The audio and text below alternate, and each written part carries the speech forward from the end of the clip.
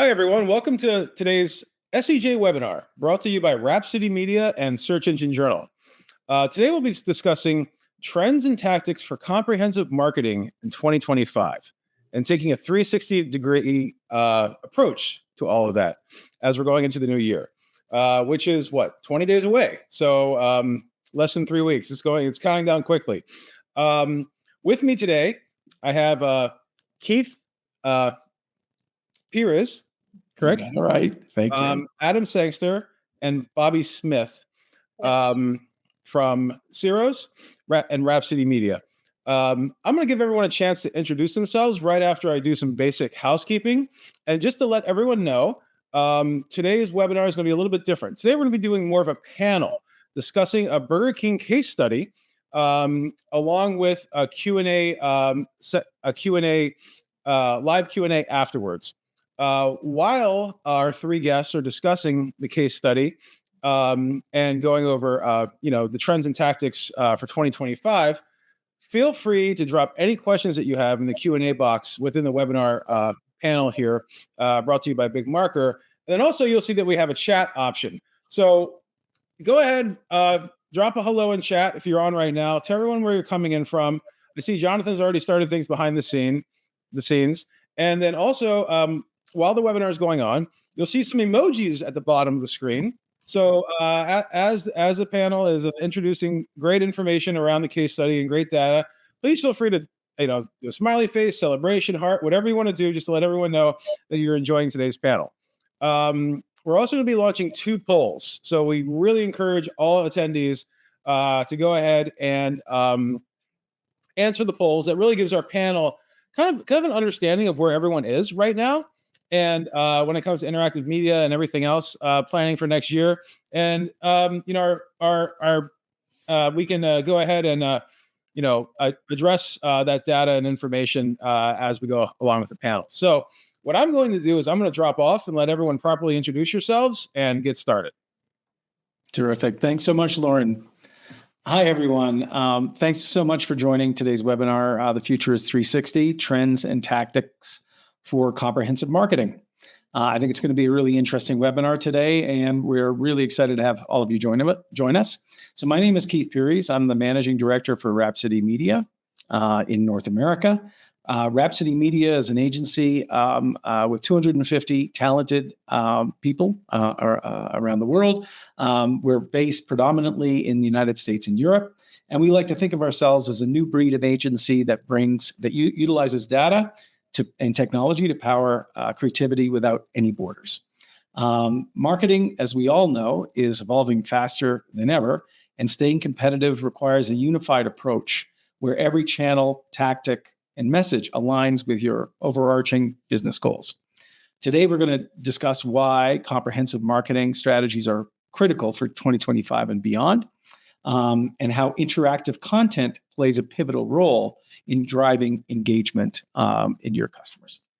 So with that being said, I'm thrilled to introduce our expert panelists today. I'll start ladies first, of course, with Bobby Smith. Go ahead. Yep. Hi, I'm Bobby, head of marketing operations and strategy for Rhapsody. Happy to be here. Thank you very much, Bobby. And Adam Sangster, Vice President of Channel Revenue at Ceros. Adam?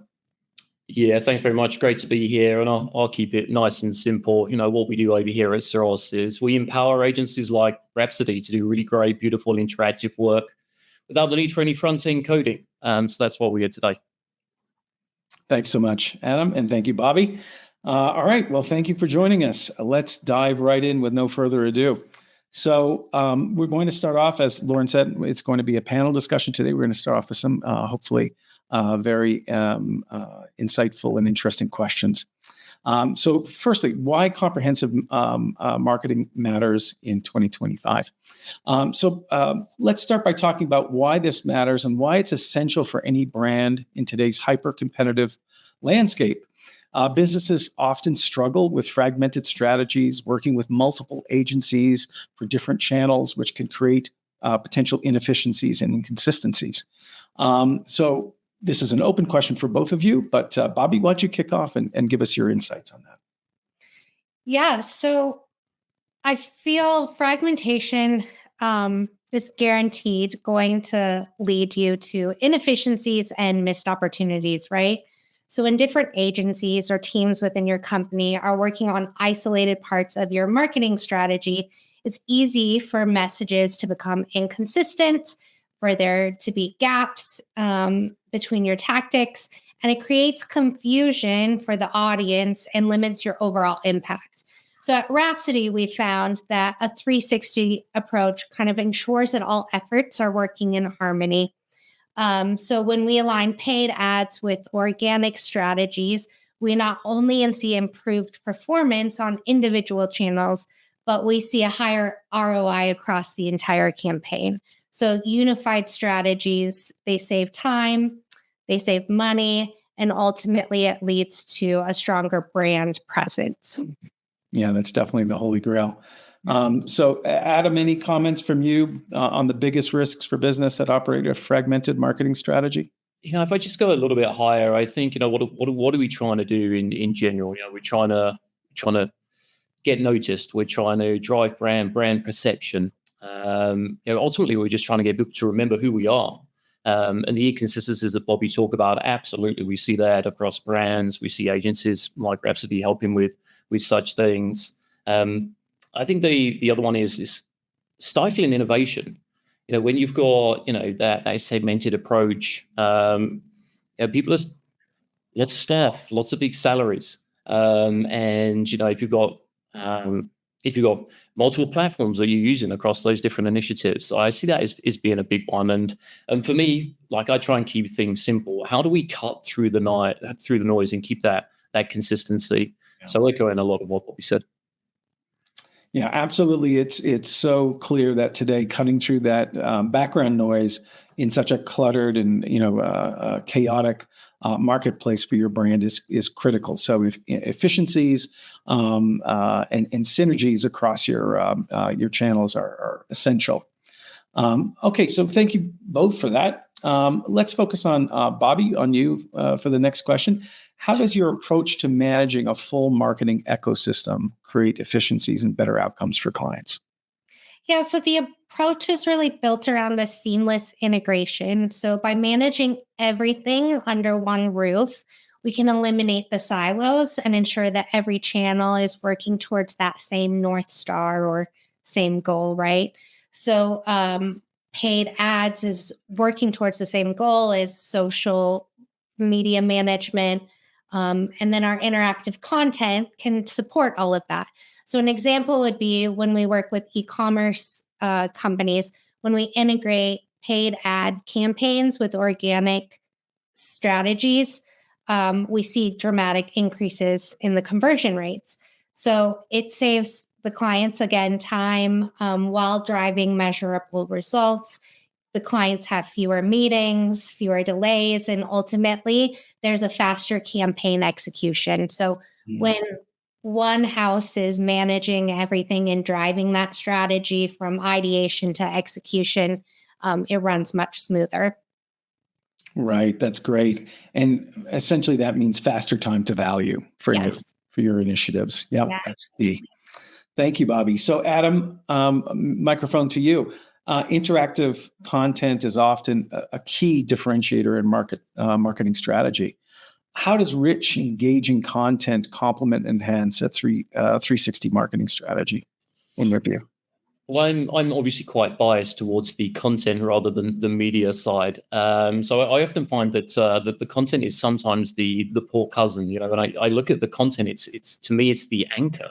It's a real differentiator. Now, of course, you have to drive people to that content as part of the 360, marketing strategy. But for me, it is the differentiator. It's not one of the differentiators. I think, when you're trying to separate yourself from all of the noise in market, when you're trying to engage with an audience in a very interesting way, interactive content automatically leans into that. It establishes authority, brand perception.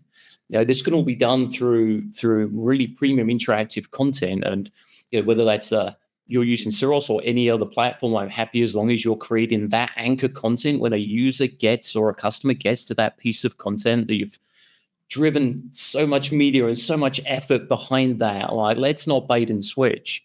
We're going to talk about case studies in a little bit, but that to me is so very important. Like content as a channel for marketing is massive, and a very enthusiastic bias around the content side. Obviously, you need to get traffic to content as being part of the wider strategy. But for me, it's a massive differentiator. We've seen it across, and we have 800 brands, 150 publishers, partners like Rhapsody, and it's a huge differentiator for brands for all of those reasons.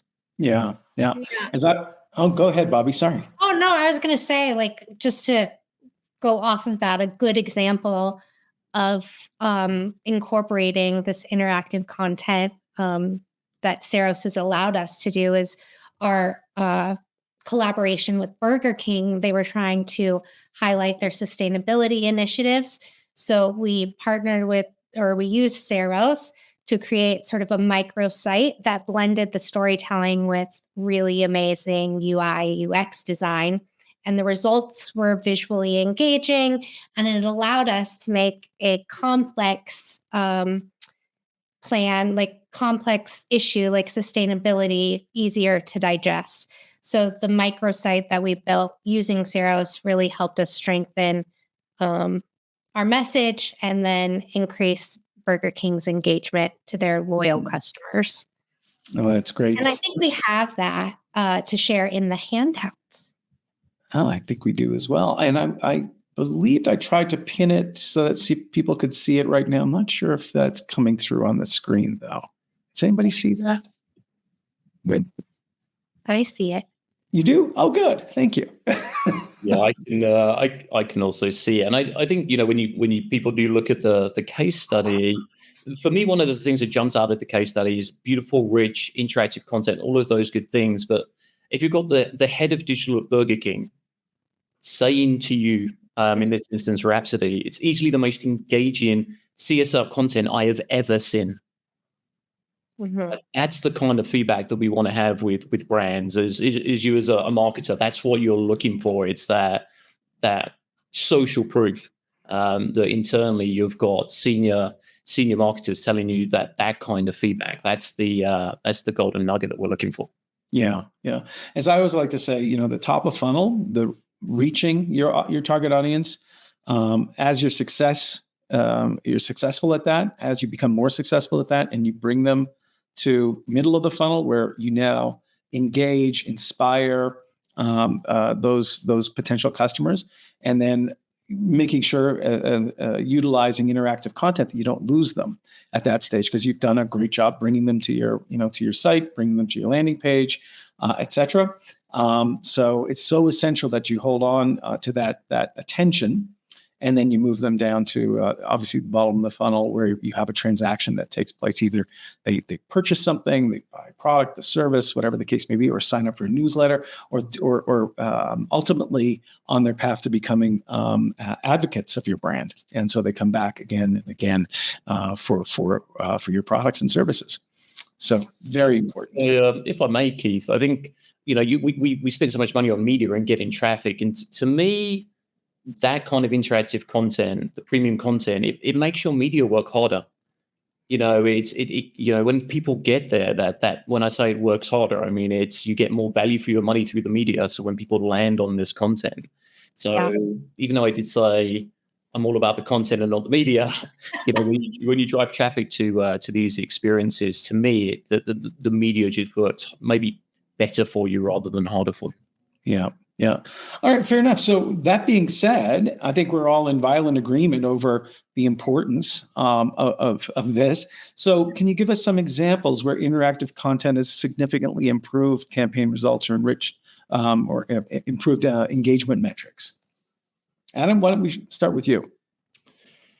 Yeah, we've got there's a few that come to mind, and I'm not going to get into too much of the details. We can share the case studies, and we'll put that in the handouts in a second. But what I really like to think about when it comes to the interactive content is not just think about it for that top of funnel, but to look at it through the entire funnel. A good example is big financial client that uses our technology, or looking for ways to increase their win rate. And when I think about premium interactive content, I'm not thinking about pitches. I'm not thinking about decks and presentations. But the numbers speak for themselves. First of all, there is just no way this company is going back to using Google Slides or PowerPoints. Now, they do have an annual target, this particular team, of $8.5 billion. So I'll land that with you first of all. They hit $16 billion last year. And even though I can't quantify that Ceros is the reason for all of those things, what I can tell you is a massive change in strategy of how they pitch, how they're going to market. So I know normally we think, oh, what are the big campaigns? We think about that kind of big B2C, beautiful landing pages or something like Burger King. The different stages of the funnel is super powerful. On the other end of the spectrum, we work with a lot of publishers and editor-in-chief at Rolling Stone magazine. This was 6-7 years ago. I was like, why are you, what's going on? Why are you using Ceros? And he gave me a beautiful quote of, now we can sit in a room, we can strategize, we can come up with really amazing ideas, and now we can execute on them. Mm-hmm, mm-hmm. That's the beauty of being able to, whether you're an editor-in-chief, whether you're, a CMO, or whether you're, head of demand gen, we all come up with these amazing ideas. And all of a sudden you go, great, I'd like to do this thing, we'll drive traffic to it, and this is the format, and we're stuck with, with a PDF output, or we're stuck with a web page template that we don't want to use. A final thought on the examples is a cybersecurity company. I don't know if there's any of those in the chat. So all I would say is it's a difficult value proposition to make exciting. And, we were sitting with the brand and their agency, and I'm like, well, what can we anchor this to? Like, what can we do outside of the traditional landing page stuff? And it came up with a gamification piece. And the idea was they'll do an annual campaign around Halloween. Halloween's scary. Cybersecurity is scary. And they did this gamification piece where there were ghouls and ghosts running around the screen. You'd have to click on them or touch them on a mobile device. If they got to any of the servers or any of the devices, you started to get this countdown timer that they were being attacked. And it was just this beautiful sense of, we've got this really good idea. What could the output be? And because they weren't restricted by the traditional template of their CMS, they went gamification. Then the other piece was, well, isn't this normally expensive, and doesn't it normally take a long period of time? Traditional workflow, their agency said, look, it's going to take us 12 weeks. The agency used Ceros and got it out the door in 4 weeks from inception to activation. And that is mind-boggling. So just thinking about a couple of different ways. So we could definitely get into the engagement data. I can share some of the case studies. I'll drop into the handouts in a second. But those are some that spring to mind where you don't necessarily think of those things when you're thinking of premium interactive. So I'll try. It's fantastic. Yeah, the fact that you can go from strategy to ideation to execution within 4 weeks is phenomenal, and be kind of unbounded in that creative thought process, being able to, as you said, in this example, take something seasonable like Halloween and apply it to something pretty scary, right? Security. I think that's fantastic. And one of the things that I like so much about your platform, Adam, is the fact that it's no code. So you're breaking that requirement, leaning on IT, which is, as we all know, as marketers, is great when you can do it, because they've got a lot to do. And it's great if you can now have all of that creativity, all of that rapid time to market, and have it, basically broken from IT having to get involved and support it. That's fantastic, which brings down the internal cost of that initiative, or of those initiatives, if I can say that as well. Yeah, and I would say we've seen, we know times have been tough over the past couple of years, and marketing teams have been shrinking. I think we've all been affected in that in one way or another. So if you can empower your agency to be more efficient and cost effective by using this tool, I know at Rhapsody you've done this really effectively, where it's gone, well, we know there's challenging times, we can still do this quality because we can do it in this efficient way. I think there's certain brands out there that are looking for that help. You don't have to custom code all of those things. I mean, the times of value we spoke about before, like we bang the drum around this a lot, because it's a real thing. Do more with less. It's a mantra that doesn't go out of style. Bobby, any thoughts? Well, I think what I just want to comment on is for marketers to have less boundaries is it's so fun to work in that environment where your ideas can actually come true, right? Because a lot of times we're having to work within IT schedule and there's a lot of no's that happen because we're thinking too big. So I think Ceros is a great tool to be able to think bigger and actually make it happen quickly. Fantastic. Thank you both. All right. So now we're going to try and hear from our audience, from you out there. And we have a poll. So let me try and do that. Oh, it's already popped up. So how are you currently using interactive content? Are you using quizzes, polls, calculators to engage your audience? It's response A. Response B, incorporating interactive infographics or videos into your campaigns. That's B. C, are you creating immersive product demos or virtual experiences? Or D, are you not using interactive content yet, but are you thinking of it? Would you like to? Would you love to connect and learn more? So if you can all respond to that, that would be terrific. I'll let the poll run for a few more seconds. Looks like we have some responses in right now. So do a quick little countdown. Terrific. 5, 4, 3, 2, 1. If you haven't voted yet, then you're too late. Go ahead and show the results. Interesting. That's interesting. So almost 40% are using quizzes and polls to engage. Very interesting. 10% are using immersive product demos and virtual experiences. Oh, that's interesting. And 30% are not using any as yet, but would like to. Very interesting. That immersive, the product demos, virtual experiences, one of the things that we've actually seen is, trying to connect there's a whole bunch of data stuff in the, trying to connect data with digital and in person. We've seen a bunch of people creating these beautiful touchscreen devices that sit at different events, whether it be, at an exhibition to drive footfall. We've seen, agencies creating, big touchscreens at things like CES and Cannes that originally it's just not things that we thought would that interactive would be used for. So that's quite interesting to you kind of go. I'm not allowed to say who the professional services company was, but they were doing a big thing on AI, and they were like, "How do we draw people into the booth so we can scan their badges and attack them afterwards?" And so they did this great touchscreen AI scrolling piece of content. And it did exactly that. We asked them afterwards, like increased footfall, quality, better conversations.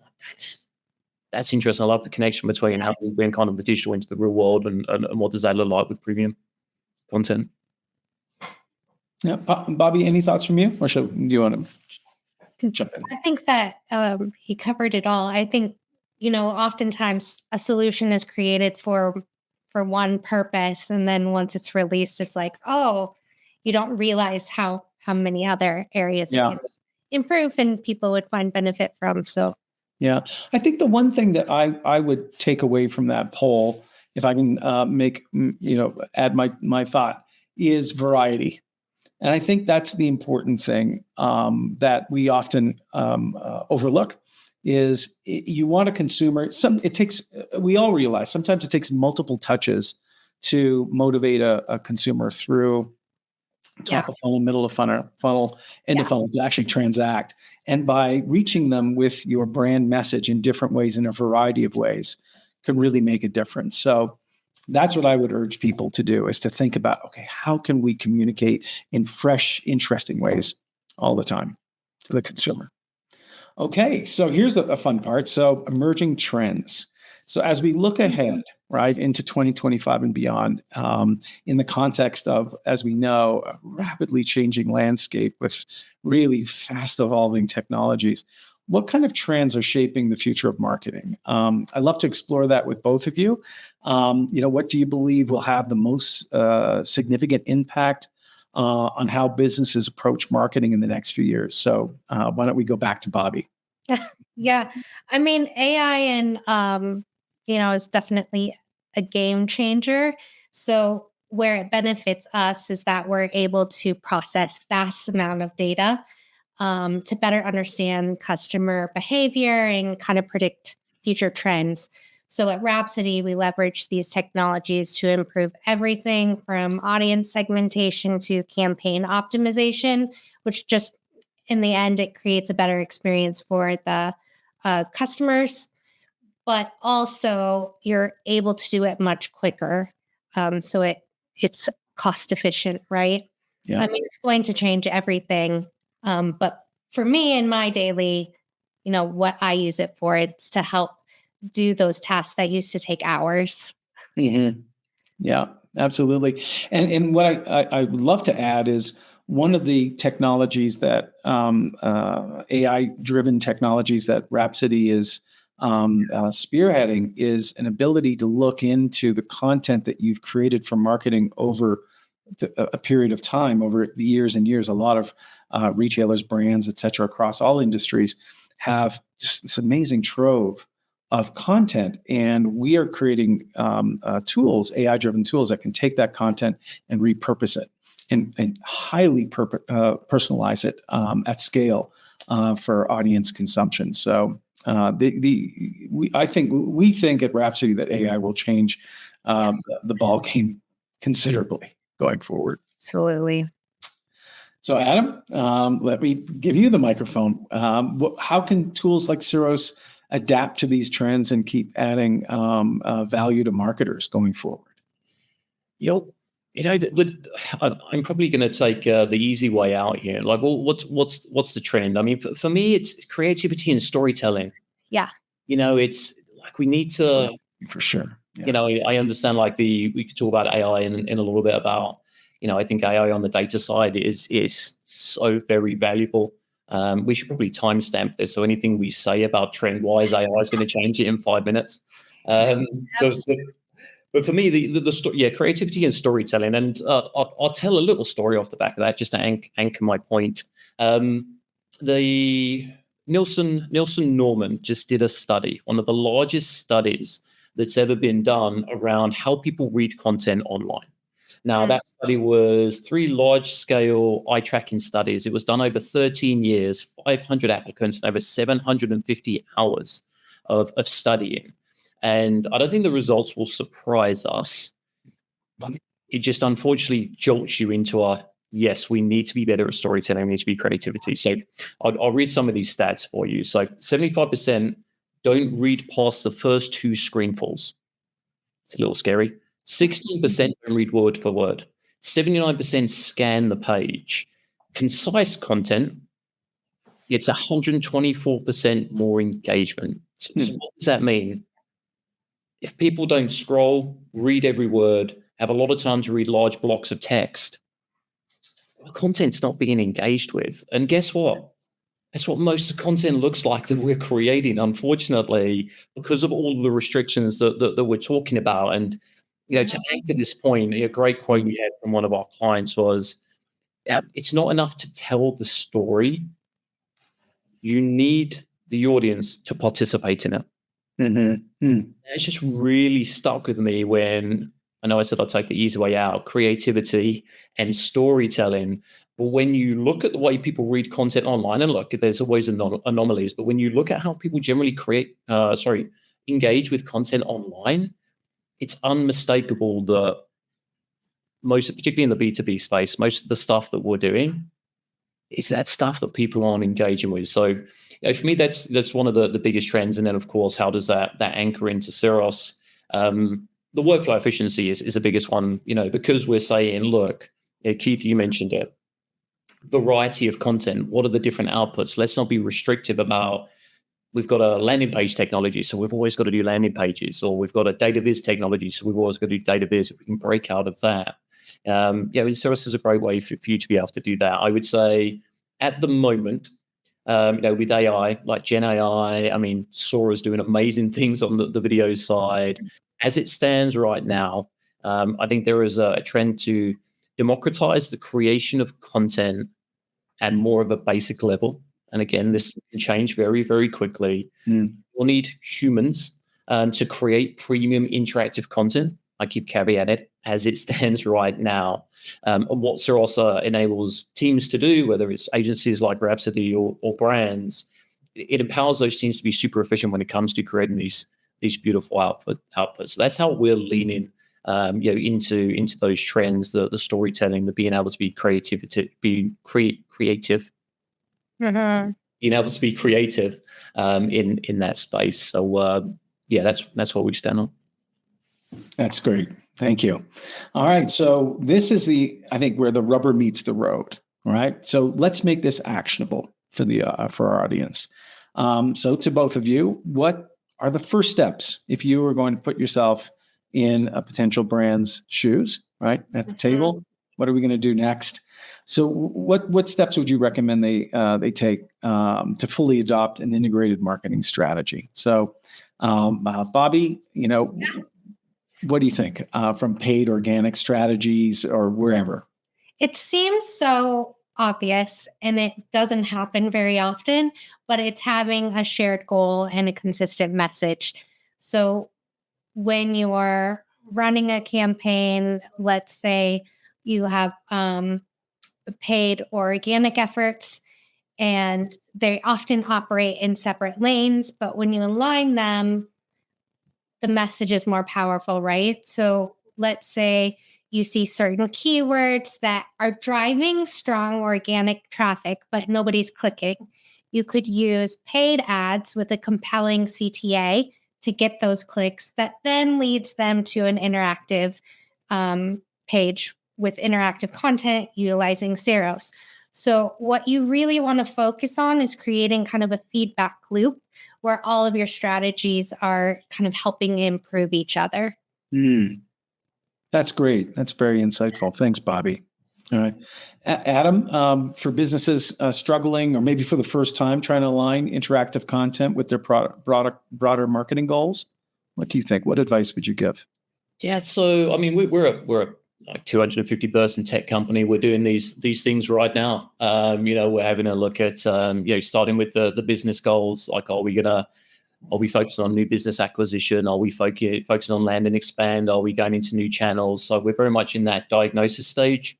We're building strategies around that at the moment. Where do we want to be seen? So some of the points that Bobby was just talking about, what other strategies can we layer over the top of that? And then like the tactical, so the execution plan. And, that's where, content is such a powerful part. I mentioned it a little earlier on in the webinar. Like content is such a powerful channel for marketing. Like it touches so many different areas, of marketing as a whole. So, as I look at it, I try and dumb these things down more for me than anybody else. I kind of go diagnosis, strategy, execution. And then once we've got that execution phase, there's a number of different concept pieces that can be implemented there. But ultimately, premium storytelling, creativity, those engage much more with the audience. So that's the lens that I would look at it through.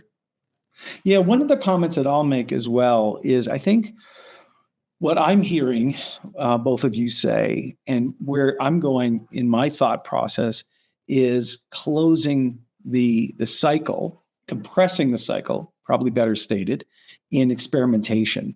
So being able to look at what the market is telling you in terms of the data that you're pulling and and the information that you're receiving on what you're able to do, utilizing tools, no code, fast time to market tools like Ceros to be able to iterate rapidly and breaking that kind of that friction, that deceleration that perhaps we experience with monolithic platforms that are reliant on IT, not to dump on the IT guys too much. But yeah, having that cycle continually being accelerated and compressing the amount of time it takes to do an experiment, see how the response is in the marketplace, get the data, analyze the data, and iterate and improve constantly. Yeah. Yep. Okay. You're really, Keith. Well, that being said, we're going to try one more time to have an interactive poll because we want to hear your feedback. And there it is. We'd love to hear, what has been your most significant challenge that you faced while trying to align multiple marketing channels under a cohesive strategy. Sorry. A, ensuring consistent messaging. B, managing collaboration between different teams. C, allocating budget effectively across channels, or D, other. Feel free to share. It's free form. Love to hear what you have to say. I'm curious about this one. Yep. And we'll give everyone a few more seconds to kind of chime in. There is a little answer delay on our side. So once everything answers, it's a couple seconds before we see the responses. Do another countdown. 5, 4, 3, a little bit faster this time. 2, and last chance, 1. So I'm going to go ahead and leave it open, actually, and go ahead and show the results. Any thoughts on what we're seeing here? Hey, let's take a look. So 45%, collaboration between teams. Bobby, I think this speaks to your thoughts a lot, doesn't it? It is. Everyone always has their agenda, right? Marketers get very passionate about their ideas and personal about it and want to push it forward sometimes it's easy to, when you get passionate about something, to forget that you're representing a company that has very serious and usually very big goals. So getting that alignment is very important. And sometimes you have to check yourself. Absolutely. And then number 2 was ensuring consistent messaging across channels. So this is probably the topic of a future webinar that we will have, and talking about what we call the global content supply chain. And global doesn't necessarily mean you have to be operating, in multiple countries. It means across all channels that you're communicating and having a dialogue with your current and future customers. So that is a key area, as well as consistent messaging and consistent messaging, not only in the content, but the look, the feel, the tone of voice, etc. So it's very interesting. We thank you all for your feedback. That is very insightful. Yeah. All right. So thank you for that. So now we're going to go into just open-ended questions that we're going to solicit from you, our audience, in our Q&A. Lauren, is there any guidance that you can give everyone to how to do that? Yeah. So any questions that you have that you'd like to ask our panelists today, just go ahead in the Q&A section. Ask the question. We'll go ahead and review them, and then I'll be reading them live right now. And there's a few that have already come in. Let's go ahead and start with the first, which is an SEO-oriented one. What is the typical time to value for SEO? Yeah, generally I like to kind of say, give it 6 months, give it a good 6-month investment to start seeing those changes happen. It takes quite a while. You can see some things start to improve, much faster than that, but a big SEO overhaul, I would give it around 6 months. And that has to do with Google crawling your site and you getting noticed for the new content. And sometimes when you put new things up, it can affect it temporarily. So keep at it, keep consistent, and make sure that your message is clear, and you'll start improving. Absolutely. And also the links that you get to that content over time, right? Yeah. People are naturally sharing it. Maybe they're writing about it. Maybe there's a publication that picks it up, something along those lines. So yeah. Very cool. And thanks for that relatively useful timeline as well. It can take a while to start to see results and value from an SEO perspective. And sometimes people will come in and they'll say, "Oh, a couple of weeks or a month or whatever it may be." It can take a while. We've even had Google reps in the past say, it can take 9 to 12 months to see results from a campaign really help your your site. So I think 6 months is a great sweet spot. So thank you for that, Bobby. The next question that came in is, what is the average timeline to create and launch an experience / landing page on Ceros? It's a great question. Yeah, it's also a very tricky question. When we talk about the flexibility of outputs, we've mentioned landing pages here. Landing page versus content hub versus gamification are all very different. I mentioned the gamification took 4 weeks to get out the door from start to finish. There are certain instances where if you've got a library of interactive assets and you're cloning and reskinning, you could do something in hours. If you've got a template you need to do a little bit more on, you could take days. And then if you want to do something fully custom, that can take weeks.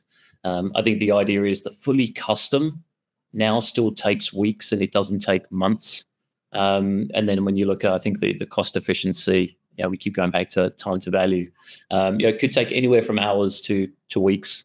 But when you consider against creating something that's got developer resource and design resource and all of that, we're looking at about a third of the traditional timeline to do custom content. So a bit of a fluffy answer because there's a lot of different permutations that can go into creating different outputs, but you're looking at a massive reduction in the content creation cycle. Fantastic. So we are getting some questions, and let me just jump into one. It said can we share the data from the research? This is, I think, what you mentioned just a few moments ago, Adam, that I think was really insightful, the Gallup poll. Yep, we can definitely do it. So we'll do it. It is actually paid research. So up to you if you want to pay for it. Otherwise, we do have a shorter version that our VP of marketing put together in a presentation for you. So the Cliff Notes. Cliff Notes, no need to purchase. But yeah, we can definitely share that. I love it when there's third parties out there, just reaffirming the things that we in the industry already know. Fantastic. So yeah, I think there's a few people who have asked for that. So we'll absolutely forward those on. There's one question around anchor jump links above the fold. Do they increase reading and engagement at all? Any thoughts on that? I mean, yes, I think anything that is requiring an action or asking somebody to click on something is going to increase engagement. Right. So tactile, right? Make them do something. Yes. Mm-hmm. Or give them something to do, if you will. Yeah. Yeah. All right. So the answer there is a yes, is an affirmative. Okay. If people are willing to, take an action and do what you ask them to do, that's a win. Yeah. A question about, let's see, how do you find a balance between SEO optimized content and content that is focused on a local level with user engagement? On a local level with user engagement. So I think it has to do with, are you focusing on growing your local community, or is your SEO more broad, reach beyond your local borders? So I think it's just, again, identifying the goals and where it is that you're wanting to increase or where your focus is. And then, which maybe goes back to experimentation, right? Because at the end of the day, it's going to be data driven that tells you what's working for your particular brand, your particular customers. Right. If you're a local business, all of your effort should be around, I live in Alexandria, so Alexandria plumber near me or something, keeping it relatable to the people that live in that area if you're local. Yeah. Great. Let's go back to the Burger King case study. How did Burger King benefit from advertising sustainability? Did they see traffic improve or net revenue?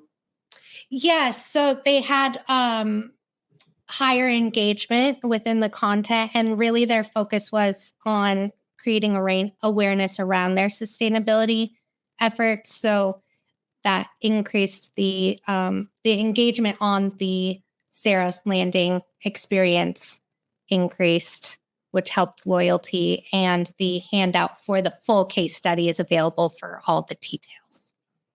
Thank you. Okay. So here's one. So we've had a really hard time connecting activations across mediums. We're a small company. In other words, our social contests are big. We get a ton of new followers, but then figuring out how to maximize that in terms of getting email addresses, having people join our loyalty program, et cetera. We have a PR company, but are there any other thoughts? I think this one's interesting. Can you redo this one? Okay. I want to make sure I hit all the points. Okay. We've had a real time connecting activations across mediums. Mm-hmm. Our social contests are big. We get a ton of new followers, but how do we figure out how to maximize those in terms of getting email addresses, having people join our loyalty program?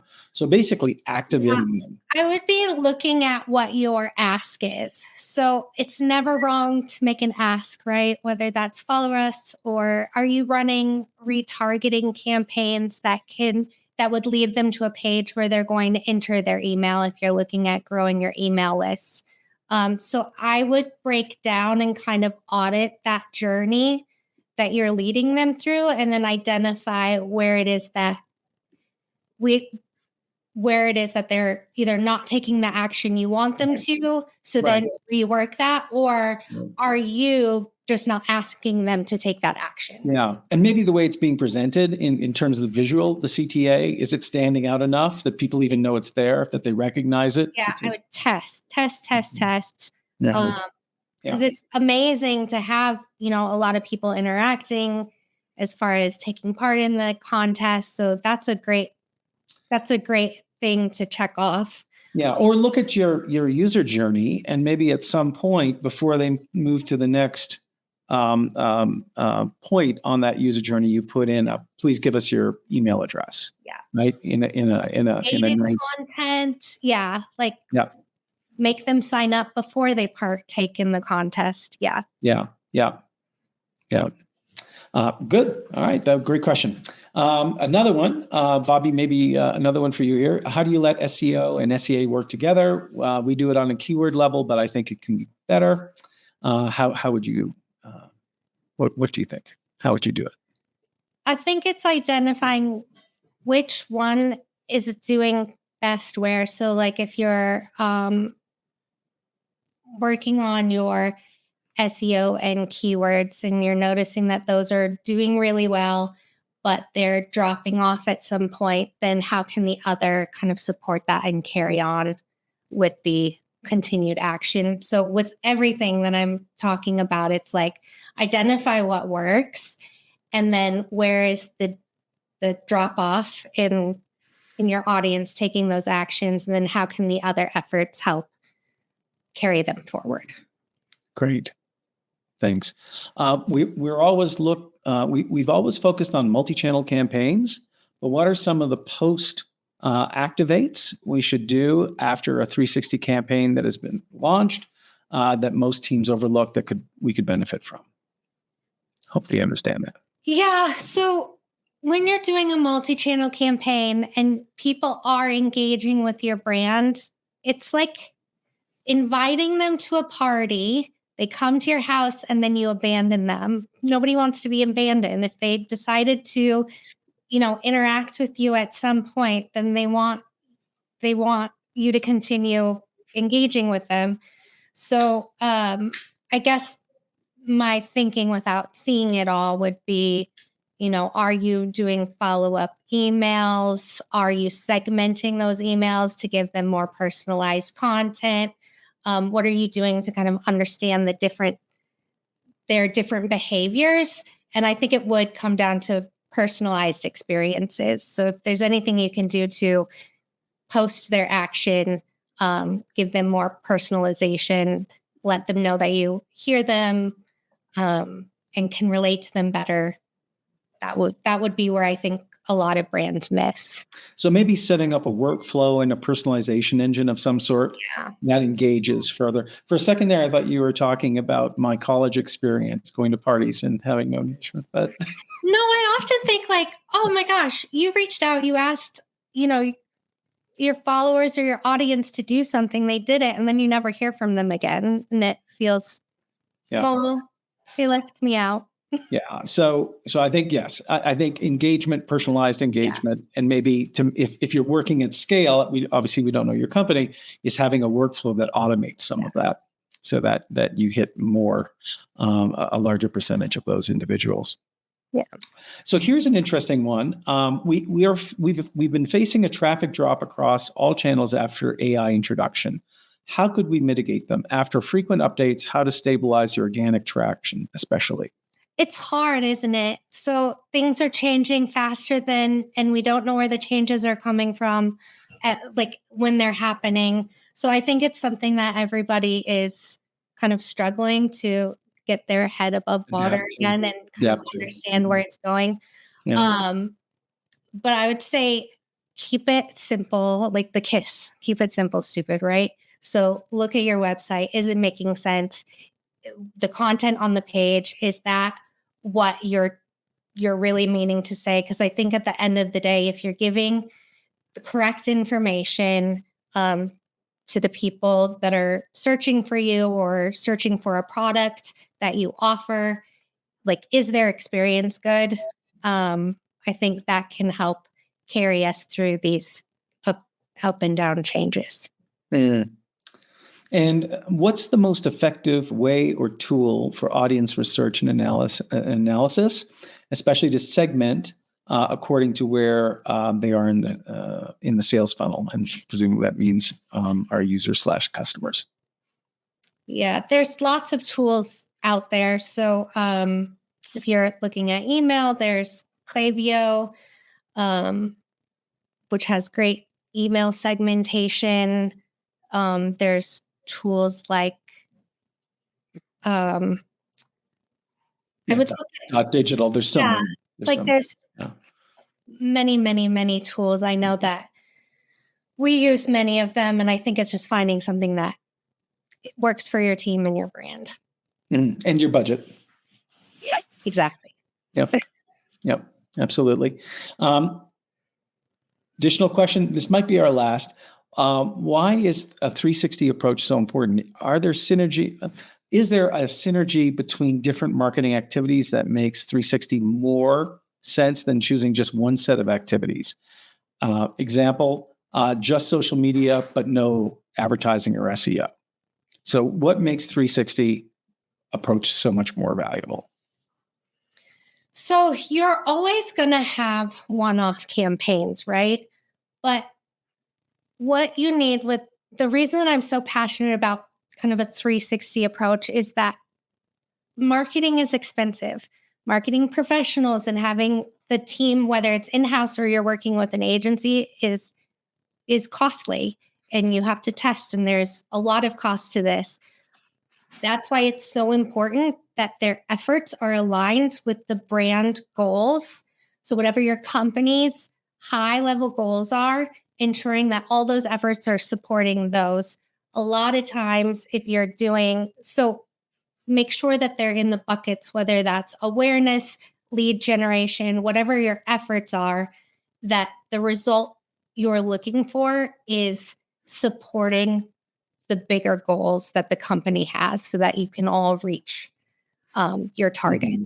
Yeah. And there used to be the comment or the thought, school of thought of, you have to reach people where they are, right? And people are in different channels. But I think it's really evolved that we're all kind of in every channel now. And it takes multiple touch points to be able to, bring, me, a consumer, to your particular story. But you're also in those channels for different reasons, right? Yeah. I might be using social because I'm a sucker for social media ads and shop a lot there.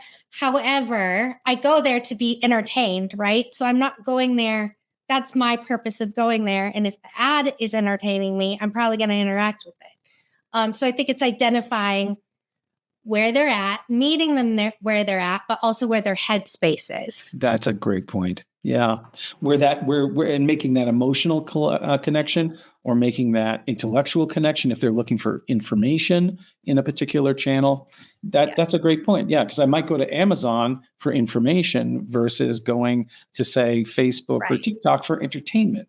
Right. Yeah, but the two are connected. So interesting, leads us to another question that's just come in. So this is for Adam for Ceros. So you talked about storytelling. And communicating a lot of a lot of information in an effective way. Do you see it being more valuable in one business or industry than another, or is it ubiquitous? Yeah, well, I think the best way to start that is at Ceros, we started off selling into the B2B technology space because we use Ceros ourselves.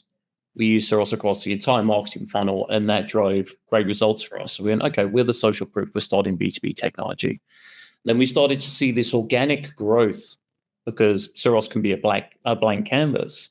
We started to see organic growth across things like construction, like publishing and media got involved. Then we started to see finance. Then we started to see healthcare.